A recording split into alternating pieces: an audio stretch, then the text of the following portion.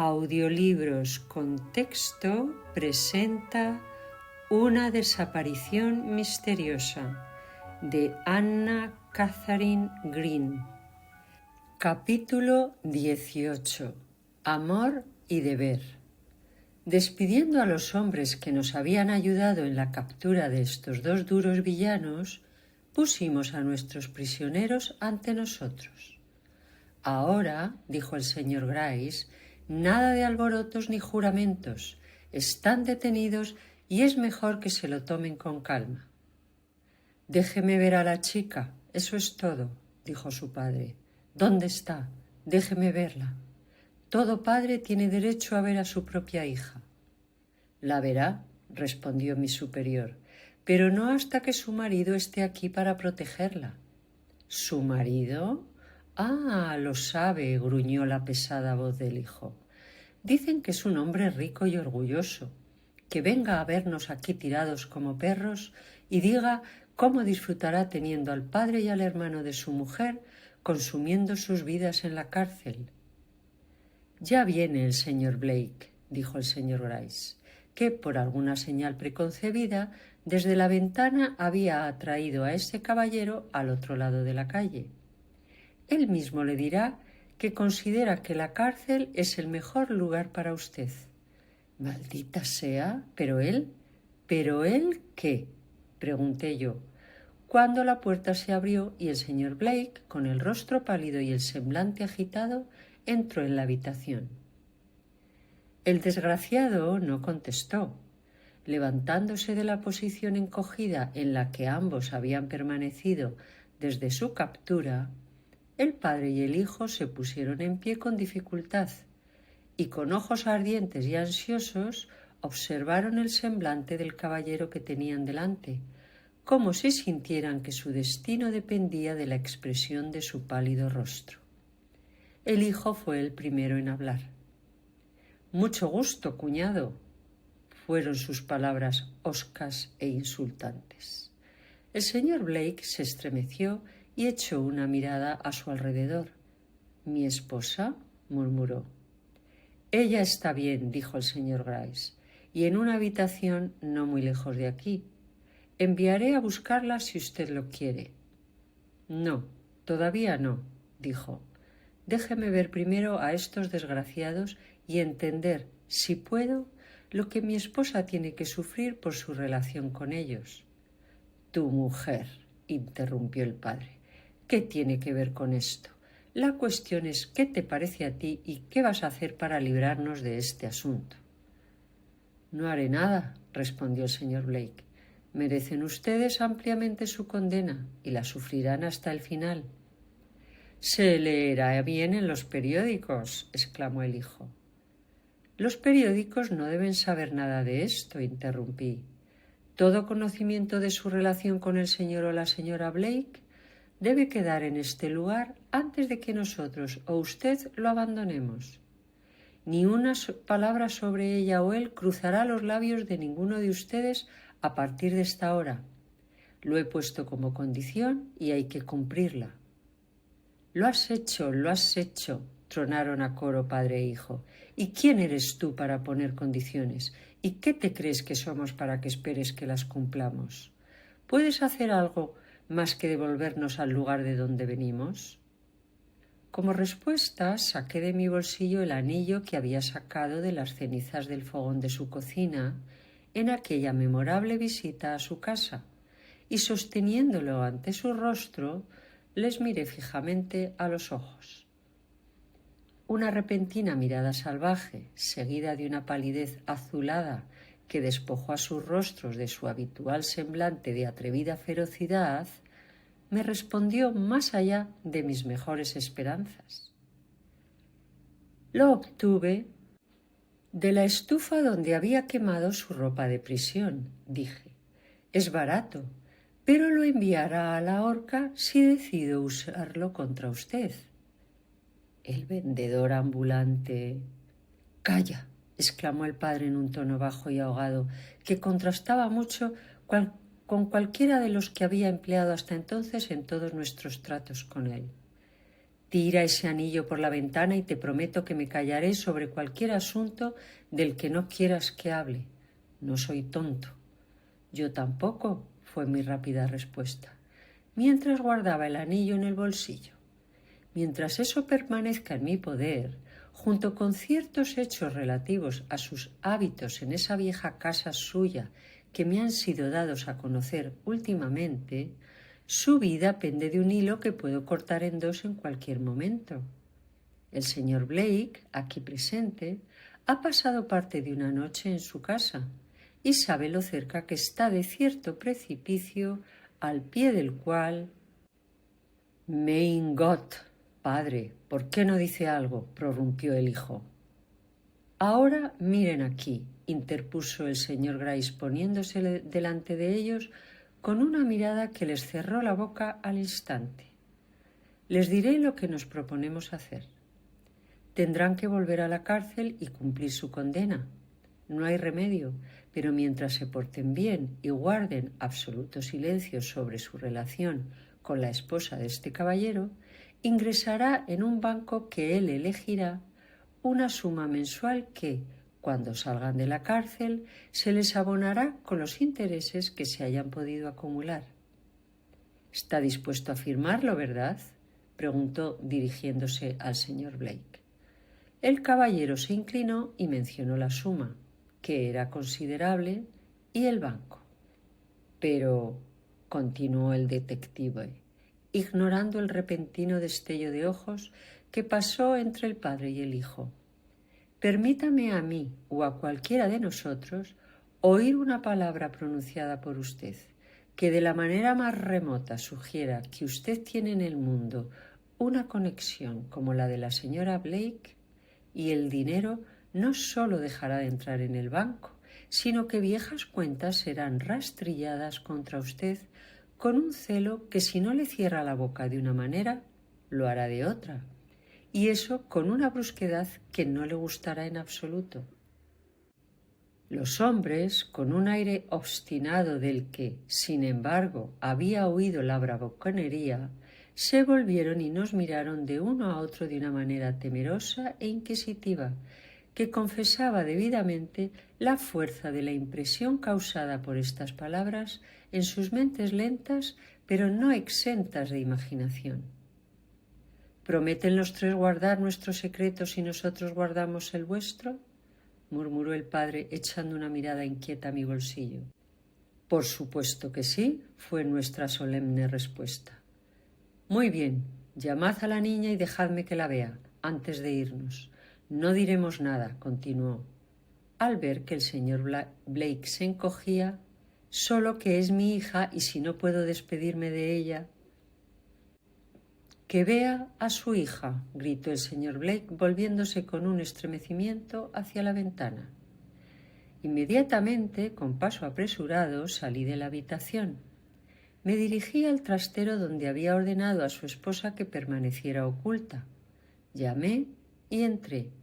Estaba agazapada en el suelo en actitud de oración, con el rostro hundido entre las manos, y toda su persona respiraba esa agonía de suspense que es una tortura para el alma sensible. Señora Blake, le dije, despidiendo a la casera, que permanecía desamparada a su lado, el arresto se ha efectuado satisfactoriamente y su padre la llama para que se despida antes de marcharse con nosotros. ¿Vendrá? Pero mi señor Blake, exclamó ella poniéndose en pie de un salto. Estoy segura de haber oído sus pasos en el vestíbulo. ¿Está con su padre y su hermano? Fue por orden suya que vine a buscarla. Un destello difícil de interpretar brilló por un instante en su rostro. Con los ojos puestos en la puerta, se alzaba mientras innumerables pensamientos parecían correr en alocada sucesión por su mente. ¿No quiere venir?, le insistí. Yo... Hizo una pausa. Iré a ver a mi padre, murmuró, pero... De pronto se estremeció y retrocedió. El señor Blake había venido a buscar a su esposa. ¿Señor Blake? Las palabras salieron de ella en un tono bajo, sacudido por la angustia concentrada de muchos meses de anhelo y desesperación, pero no había invitación en su sonido, y él, que le había tendido los brazos, se detuvo, y observándola con cierta mirada de desaprobación en sus ojos orgullosos, dijo: «Tienes razón. Primero tengo que reconocer mis errores y pedirte perdón antes de que pueda esperar». «No, no», interrumpió ella, «tu presencia aquí es suficiente, no pido más.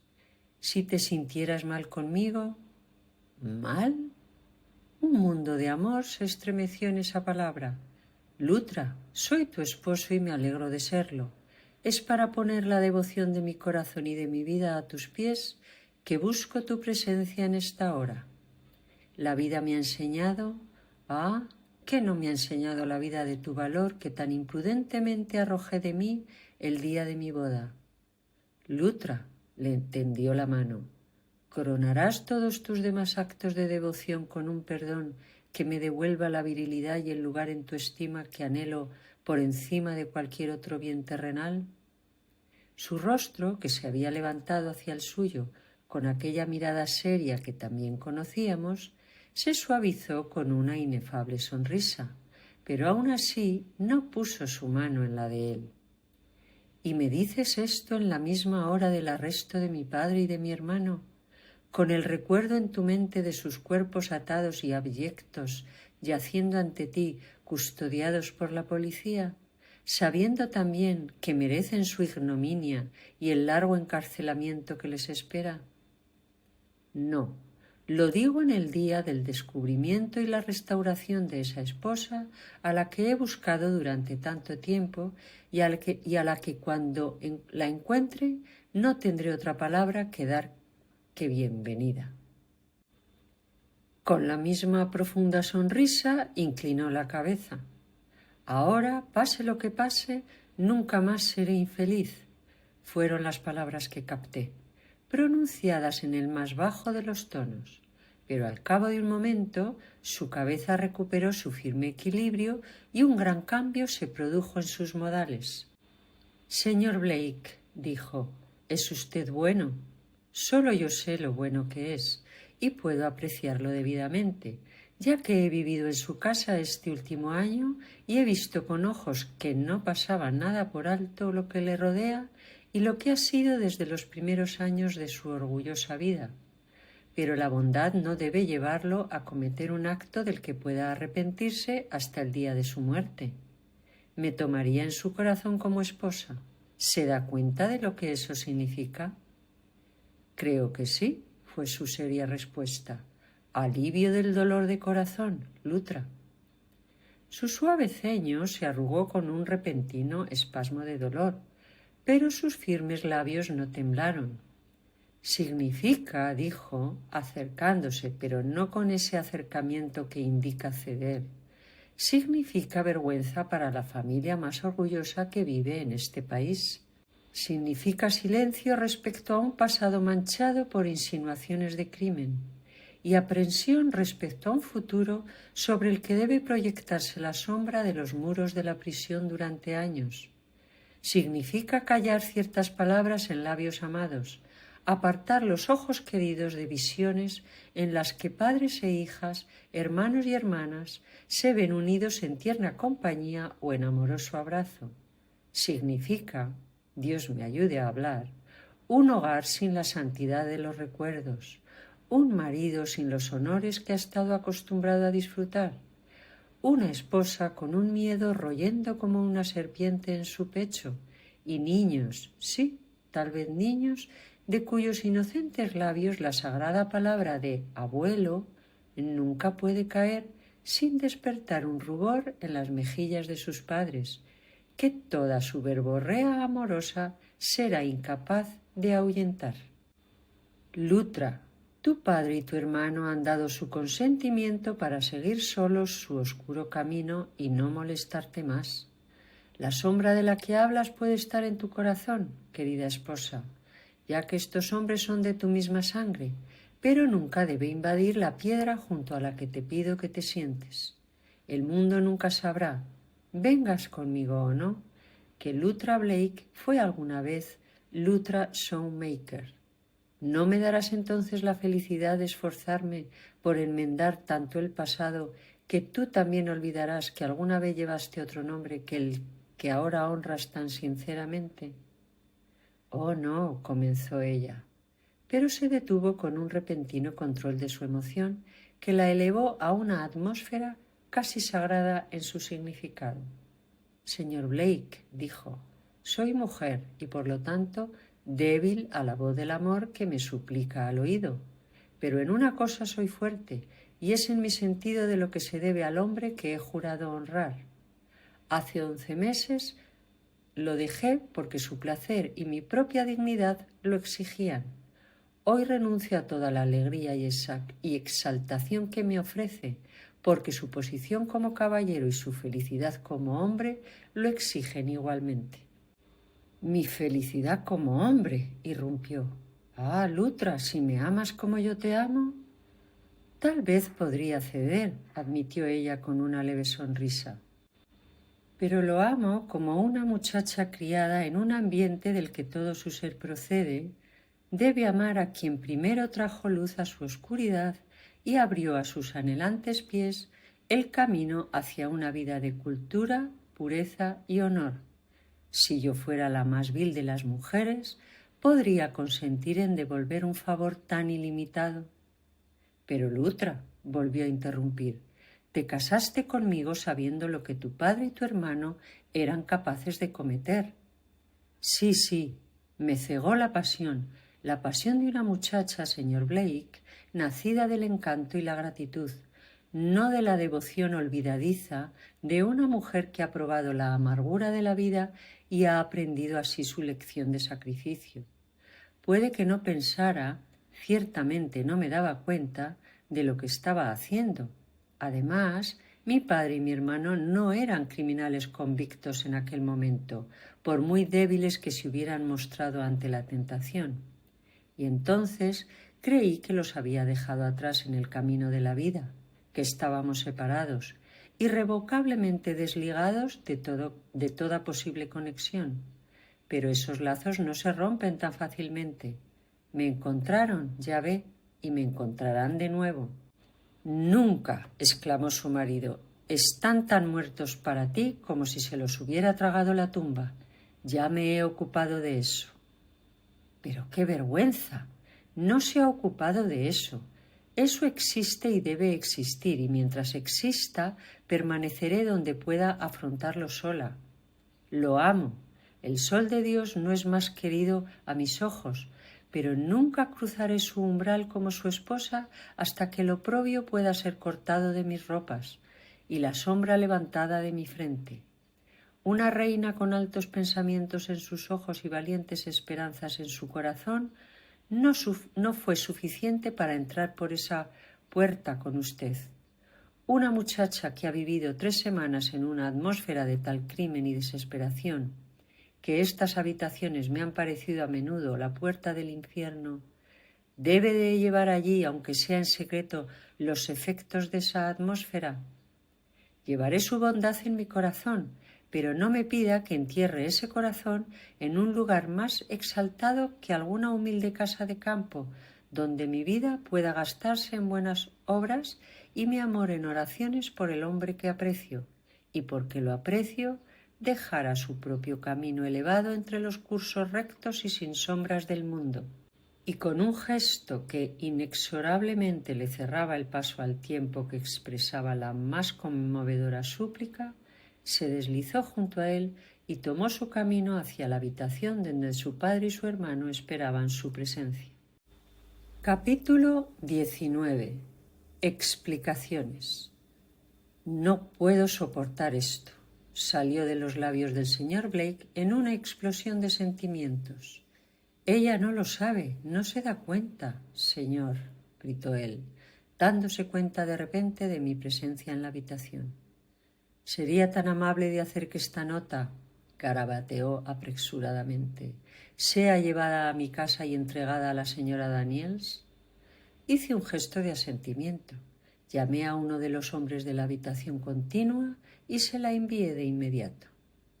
Tal vez escuche la voz de alguien de su propio género, si no me escucha a mí, dijo él, y empezó a pasearse por el suelo de la estrecha habitación en la que nos encontrábamos, con una impaciencia salvaje que demostraba hasta qué profundidades se había hundido la esperanza de conseguir a aquella encantadora mujer para él. Sintiéndome ya innecesario en aquel lugar, seguí mi impulso y entré en la habitación donde Lutra se despedía de su padre. Nunca olvidaré, la oí decir mientras cruzaba el piso hacia donde el señor Grais estaba de pie mirando por la ventana, que tu sangre corre por mis venas junto con la de mi bondadosa y nunca olvidada madre. Cualquiera que sea mi destino o donde quiera que esconda la cabeza que has llevado hacia el polvo, ten por seguro que siempre levantaré mis manos en oración para que te arrepientas y vuelvas a una vida honesta. Dios quiera que mis plegarias sean escuchadas y que aún pueda recibir de vuestras manos la bondadosa bendición de un padre. La única respuesta a esto fue un gruñido pesadamente murmurado que daba pocas esperanzas de un final tan pacífico a una vida profundamente viciosa. Al oírlo, el señor Gray se apresuró a llamar a sus hombres para que se llevaran del lugar a los endurecidos desdichados. Durante todos los preparativos para su partida, Grais permaneció de pie observando sus hoscos rostros con un anhelo salvaje en los ojos que apenas podía negarse. Pero cuando por fin se cerró la puerta y ella se quedó allí de pie sin nadie más que yo en la habitación, se irguió como quien es consciente de que todas las tormentas del cielo están a punto de desatarse sobre ella y, volviéndose lentamente hacia la puerta, esperó con los brazos cruzados y una firme determinación en la frente, la llegada de los pasos de aquel cuya determinación ella sentía que sólo se había visto reforzada por su resistencia. No tuvo que esperar mucho. Casi al mismo tiempo que la puerta de la calle se cerraba sobre los detectives y sus prisioneros, el señor Blake, seguido de la señora Daniels y otra dama cuyo espeso velo y larga capa mal ocultaban los rasgos patricios y la majestuosa figura de la condesa de Mirac, entraron en la habitación. La sorpresa surtió efecto y Lutra se vio obligada a bajar la guardia. «Señora Daniels», exhaló, extendiendo las manos con gesto anhelante. «Mi querida señora», exclamó la buena mujer, sosteniendo sus manos entre las suyas con respeto, reflejando la contención impuesta por la presencia del señor Blake. «Volver a verla y saberla a salvo es un alivio». «La angustia que ha debido sentir no me ha sido indiferente», respondió la joven y hermosa señora, con seriedad en la mirada mientras observaba los ojos emocionados y llorosos del ama de llaves. «Pero no tuve manera de comunicarme con usted sin poner en riesgo aquello por lo que tanto sacrifiqué mis propios sentimientos al abandonar la casa». «¿Qué es eso?», dijo el señor Blake. «¿Fue para salvarme que consintió en seguirlos?» «Sí. ¿Qué otra cosa me habría llevado a semejante acción? Podrían haberme matado, no me habría importado, pero cuando empezaron a proferir amenazas contra usted...» «Señora Blake», exclamó la señora Daniels, agarrando la mano alzada de su señora y señalando una cicatriz que desfiguraba ligeramente su blanco brazo un poco por encima de la muñeca. «Señora Blake, ¿qué es eso?» Un rubor rosado, el primero que había visto en su rostro habitualmente pálido, subió por un instante a sus mejillas y pareció dudar. «¿No tenía esto la última vez que la vi, señora Blake?» «No», fue la lenta respuesta. «Me vi obligada esa noche a infligirme una pequeña herida. No es nada, olvídelo». «No, Lutra, no puedo olvidarlo», dijo su marido, avanzando hacia ella con algo parecido a una suave orden. «Debo enterarme no solo de esto, sino de todos los demás sucesos de aquella noche. ¿Cómo llegaron a encontrarte en el refugio que habías alcanzado?» Creo, dijo ella en un tono bajo, cuyo sufrimiento subyacente sería difícil de describir, que no fuera para buscarme que invadieron su casa. Habían oído que era usted un hombre rico, y la vista de esa escalera que subía por el lateral de la nueva extensión fue demasiado para ellos. De hecho, sé que vinieron con fines de robo, pues habían alquilado esta habitación frente a la suya unos días antes de cometer el intento. Como ve, estaban casi desprovistos de dinero y aunque tenían algo enterrado en el sótano de la vieja casa de Vermont, no se atrevieron a salir de la ciudad para conseguirlo. Sin embargo, mi hermano se vio obligado a hacerlo más tarde. Fue una sorpresa para ellos verme en esta casa. Habían llegado al tejado de la ampliación y estaban levantando la esquina de la persiana que yo había dejado caer sobre la ventana abierta. Siempre abro la ventana unos minutos antes de prepararme para retirarme. Cuando me levanté de la silla en la que había estado cavilando y encendí el gas. En ese momento me estaba peinando y por supuesto me reconocieron. Al instante hicieron una señal secreta que yo, por desgracia, recordaba demasiado bien, y agachándose me pidieron que apagara la luz para poder entrar con seguridad. Al principio me sobresalté demasiado como para darme cuenta de las consecuencias de mi acción, y con la vaga idea de que habían descubierto mi retirada y venían en busca de consejo o ayuda, hice lo que me pedían. Inmediatamente echaron la persiana hacia atrás y entraron, asomando sus enormes figuras a la débil luz de una lejana lámpara de gas en la calle de abajo. «¿Qué queréis?», fueron mis primeras palabras, pronunciadas con una voz que apenas reconocí como la mía. «¿Por qué me asaltáis así, de noche, y a través de una ventana abierta a 15 metros del suelo? ¿No teméis que os descubran y os devuelvan a la prisión de la que os habéis escapado?» Su respuesta me heló la sangre y me hizo darme cuenta de lo que había hecho al permitir que 2 presos fugados entraran en una casa que no era la mía. «Queremos dinero y no tenemos miedo de nada ahora que estás aquí». Y sin prestar atención a mi exclamación de horror, me dijeron fríamente que esperarían donde estaban hasta que la casa se durmiera, cuando esperarían que les mostrara el camino al armario de la plata o, lo que era mejor, a la caja fuerte o donde quiera que el señor Blake guardara su dinero. Vi que me tomaban por un criado, como de hecho lo era, y durante algunos minutos logré conservar esa posición a sus ojos.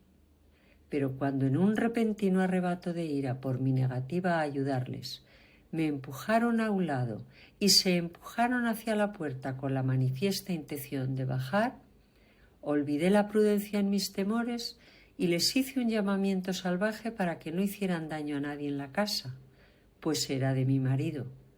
Por supuesto, aquella revelación tuvo su efecto natural. Se detuvieron, pero solo para acosarme a preguntas hasta que salió a la luz toda la verdad. No podría haber cometido peor locura que confiar en ellos. Al instante, las ventajas de utilizar mi relación secreta con un hombre tan rico con el fin de acobardarme y chantajearlo parecieron golpear de inmediato sus mentes, tan lentas como suelen ser para recibir impresiones. La vajilla de plata y la caja fuerte del dinero se redujeron a una posición comparativamente insignificante a sus ojos, y sacarme de la casa y con mi felicidad en juego tratar con el honorable hombre que, a pesar de no aprobarme como mujer, seguía considerándome su legítima esposa, se convirtió a sus ojos en algo tan prometedor que estaban dispuestos a correr cualquier riesgo para probar su valor. Pero aquí, para su gran asombro, me rebelé. Asombro porque no podían comprender que yo deseara algo más que dinero y la posición a la que, según ellos, tenía derecho por ley. En vano alegué mi amor, en vano amenacé con revelar sus planes, si no su paradero. La mina de oro con la que creían haber tropezado por sorpresa prometía demasiado como para abandonarla fácilmente. «Debes venir con nosotros», dijeron, si no pacíficamente, por la fuerza, y avanzaron hacia mí, volcando una silla y arrancando una de las cortinas a las que me aferraba. Fue entonces cuando cometí el pequeño acto sobre el que me ha preguntado. Quería demostrarles que no me conmovían las amenazas de ese tipo, que ni siquiera temía derramar mi sangre y que solo perderían el tiempo si trataban de persuadirme con insinuaciones de violencia personal. Y quedaron un poco impresionados, lo suficiente al menos para desviar sus amenazas en otra dirección, despertando al fin temores que no pude ocultar. Recogiendo alguno de los objetos que más apreciaba, mi anillo de boda y una fotografía suya que la señora Daniels había tenido la amabilidad de regalarme, me puse el bonete y la capa y dije que iría con ellos, ya que persistían en ello. El hecho es que ya no tenía motivos ni fuerzas para resistirme. Incluso su inesperada aparición en la puerta, señora Daniels, no me ofrecía ninguna esperanza. Despertar la casa, ¿qué haría eso? Solo revelar mi preciado secreto y tal vez poner en peligro la vida de mi marido. Además, eran parientes cercanos míos, recuérdelo, y por lo tanto tenían un pequeño derecho a mi consideración, al menos hasta el punto de que no los traicionaría personalmente a menos que amenazaran con causarles un daño inmediato y real. La huida por la ventana, que habría sido una tarea difícil para la mayoría de las mujeres, fue bastante fácil para mí. Fui educada en costumbres salvajes y el descenso de una escalera de 12 metros de largo era algo relativamente trivial para mí. Lo difícil era arrancarme de una vida de paz silenciosa, el reingreso de mi alma en una atmósfera de pecado y conspiración mortal. Y fue esto lo que, al ver a un policía en la calle, me llevó a hacer un esfuerzo por escapar. Pero no tuve éxito. Aunque tuve la suerte de librarme de las garras de mi padre y de mi hermano, llegué a la puerta de la calle solo para encontrarme con los ojos de aquel cuyo disgusto más temía, mirándome severamente desde el otro lado.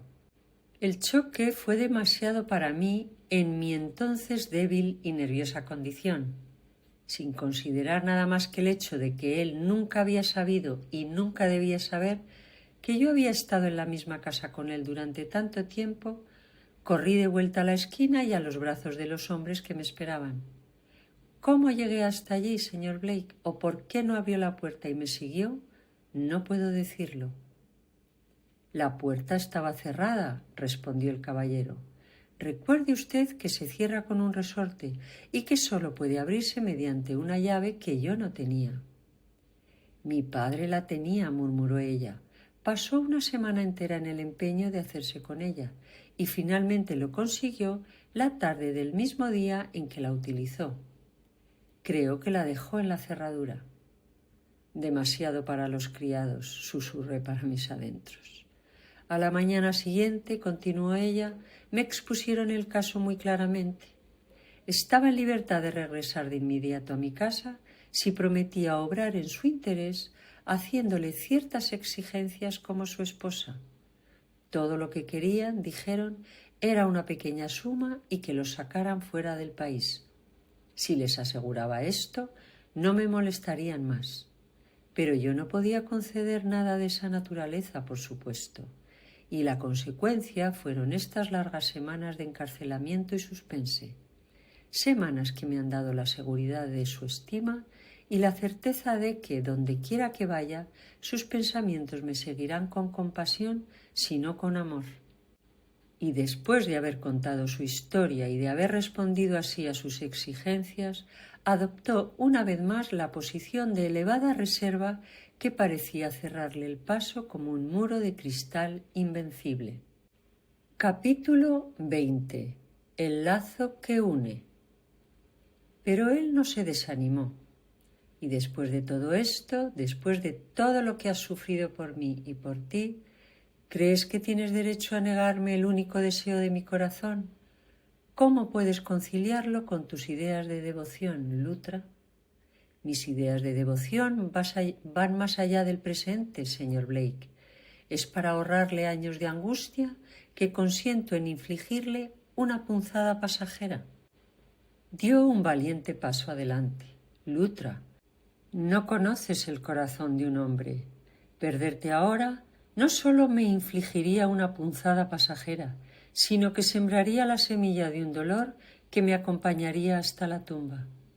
Entonces comenzó ella, pero se detuvo ruborizándose. La señora Daniels aprovechó la oportunidad para acercarse a ella por el otro lado. Mi querida señora, dijo, se equivoca al resistirse en este asunto, y sus modales traicionaron algo de la peculiar agitación que la había caracterizado en los tiempos de su secreta vergüenza. Yo, que he honrado a la familia a la que he servido durante tanto tiempo por encima de cualquier otra, le digo que no puede hacerle mayor bien que uniéndose a ella ahora, ni infligirle mayor daño que retirándose voluntariamente de la posición en la que Dios la ha colocado. Y yo, dijo otra voz, la de la condesa de Mirac, que hasta entonces se había mantenido en un segundo plano, pero que ahora se adelantó y ocupó su lugar con el resto, yo, que he llevado el nombre de Blake y que en el fondo sigo siendo la más orgullosa de todos ellos, yo, la condesa de Mirac, prima de su marido, repito lo que esta buena mujer ha dicho. Y tendiéndole la mano, le pido que haga feliz a mi primo y feliz a su familia, asumiendo en su casa la posición que la ley y su amor os conceden. La muchacha miró la mano enguantada que con delicadeza le tendía, se ruborizó ligeramente y puso la suya en ella. Le agradezco su bondad, dijo, observando con miradas mitad tristes, mitad de admiración, el rostro algo pálido de la hermosa morena. ¿Y accederá a nuestras peticiones? Ella miró hacia el lugar donde su padre y su hermano se habían encogido en sus grilletes y sacudió la cabeza. No me atrevo, dijo. Inmediatamente la señora Daniels, cuya emoción había ido en aumento desde la última vez que había hablado, se llevó la mano al pecho y sacó un papel doblado. Señora Blake, dijo ella, si pudiera convencerse de que lo que le he dicho es cierto y de que perjudicaría irremediablemente a su marido y a sus intereses persistiendo en el abandono que se propone, ¿no consentiría en reconsiderar su determinación tan firme como parece ser? Si me lo hicieran ver, desde luego, respondió ella en voz baja, con acento entrecortado que delataba el precio que le costaba mantenerse fiel a su decisión. Pero no puedo. Tal vez la vista de este papel le ayude, dijo ella, y volviéndose hacia el señor Blake, exclamó, discúlpeme por lo que debo hacer. Se me ha impuesto un deber que no puedo eludir, por difícil que sea de cumplir para una vieja sirvienta. Este papel... Pero no es más justo que usted, señor, lo vea y lo lea primero. Y con una mano que temblaba de miedo o de alguna emoción igualmente fuerte, se lo puso en la mano. La exclamación que recompensó el acto nos hizo sobresaltarnos a todos. La letra de mi padre, fueron sus palabras. Ejecutada bajo mi mirada, observó la señora Daniels. Su mirada recorrió rápidamente la hoja y se posó en la última firma. ¿Por qué se me ha ocultado esto?, preguntó, volviéndose hacia la señora Daniels con severidad. Su padre así lo quiso, fue la respuesta de ella. Durante 1 año fue su requerimiento. Guardará en secreto para el mundo mi última voluntad y testamento, que le entrego con mis moribundas manos. Al expirar ese tiempo, fíjese si la esposa de mi hijo se sienta a la cabecera de la mesa de su marido. Si lo hace y está contenta, suprímalo entregándolo deliberadamente a las llamas. Pero si por cualquier razón que no sea la muerte no se la ve allí, lléveselo inmediatamente a mi hijo y pídale que, como honra a mi memoria, se ocupe de que mis deseos allí expresados se cumplan de inmediato. El papel en la mano del señor Blake se agitó. ¿Sabe cuáles son esos deseos?, dijo. Le sostuve la mano mientras escribía, fue la triste y seria respuesta de ella. El señor Blake se volvió hacia su esposa con una mirada de inexpresable deferencia. «Madame», dijo él, «cuando la insté con tanto calor a que uniera su destino al mío y honrara mi casa presidiéndola, pensé que la estaba invitando a compartir las ventajas de la riqueza, así como el amor del corazón de un hombre solitario. Este papel me desengaña. Luttra, la nuera de Abner Blake, y no Holman, su hijo, es quien por la herencia de sus millones tiene derecho a mandar en esta presencia». Con un grito, ella le arrebató el testamento cuyo contenido le fue así brevemente dado a conocer. «¿Cómo ha podido? ¿Cómo ha podido?», exclamó ella, recorriendo con la vista la hoja y luego aplastándola espasmódicamente contra su pecho. ¿No se daba cuenta de que no podía hacerme mayor daño? Luego, cediendo toda su femineidad al poderoso estallido de pasión que había estado inundando las defensas de su corazón durante tanto tiempo, exclamó con una voz en la que se mezclaban el arrebato y la determinación y que aún resuena en mis oídos. «Y es algo como esto, con sus sugerencias de interés mercenario, lo que salvará el abismo que nos separa a ti y a mí. La entrega o la ganancia de una fortuna hará necesaria la unión de vidas sobre las que han brillado influencias más santas y han resplandecido esperanzas más elevadas. No y no. Por la sonrisa con que tu moribundo padre me estrechó contra su pecho, solo el amor, con la esperanza y la confianza que da, será el lazo que nos una y haga de los dos planos separados en que nos hallamos un terreno común donde podamos encontrarnos y ser felices». Y con un gesto supremo hizo pedazos el testamento que sostenía y se hundió toda radiante de la alegría más divina de la mujer en los brazos que se extendían para recibirla. Estuve presente en la recepción nupcial que les ofreció la condesa de Mirac en sus elegantes apartamentos del Windsor. Nunca vi una novia más feliz ni un marido en cuyos ojos ardiera una satisfacción más profunda. A todas las preguntas sobre quién podía ser aquella extraordinaria mujer, la condesa tenía respuestas aptas, cuyo arte de acallar la curiosidad sin satisfacerla absolutamente era una de las muestras que aún conservaba de su dominio de gran dama en la ciudad más alegre y hueca del mundo.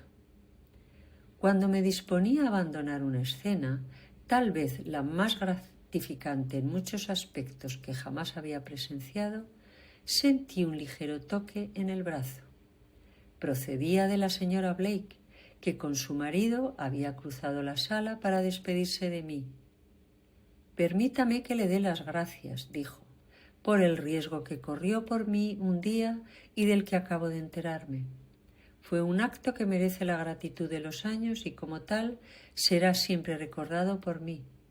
Si el viejo artista francés de la tos espasmódica desea alguna vez un favor de mis manos, que no dude en pedírmelo.